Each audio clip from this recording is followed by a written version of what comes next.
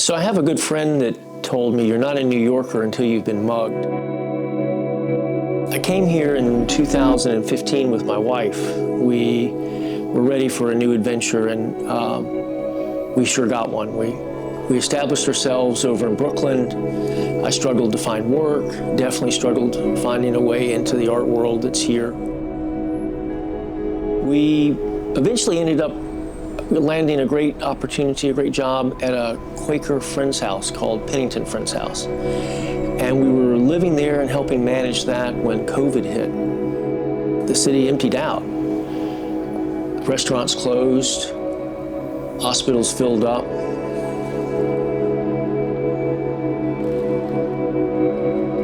But we began walking all over the city. My wife and I started to see new neighborhoods, discover new neighborhoods. We found graffiti that was in little odd places, in doorways that were no longer used or down small alleys. And I started recognizing over and over the same artists.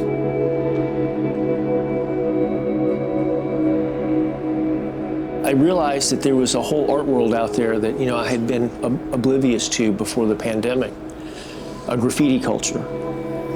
And there were more spaces too to put up graffiti. The businesses had closed and they had put up plywood all over the windows and doors.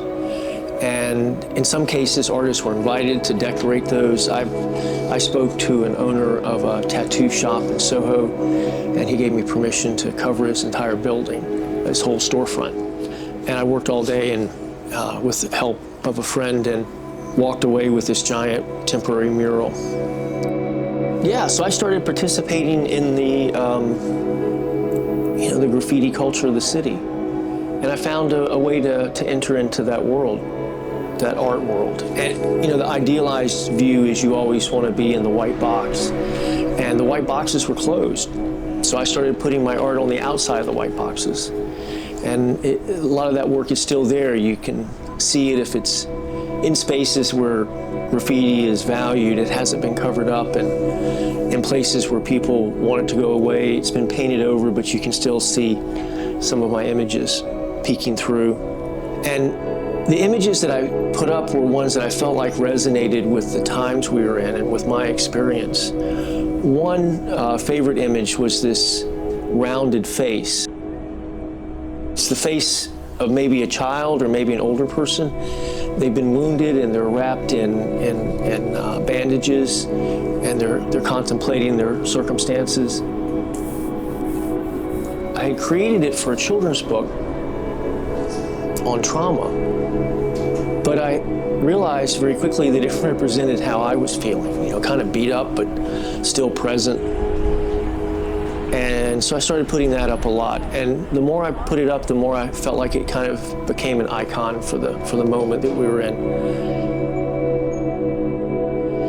I put up other work as well, and I'm continuing to put up work. I'm still making work that I think speaks to how we should be thinking about caring for one another still in this time. Because COVID's over, but the trauma of COVID is not over.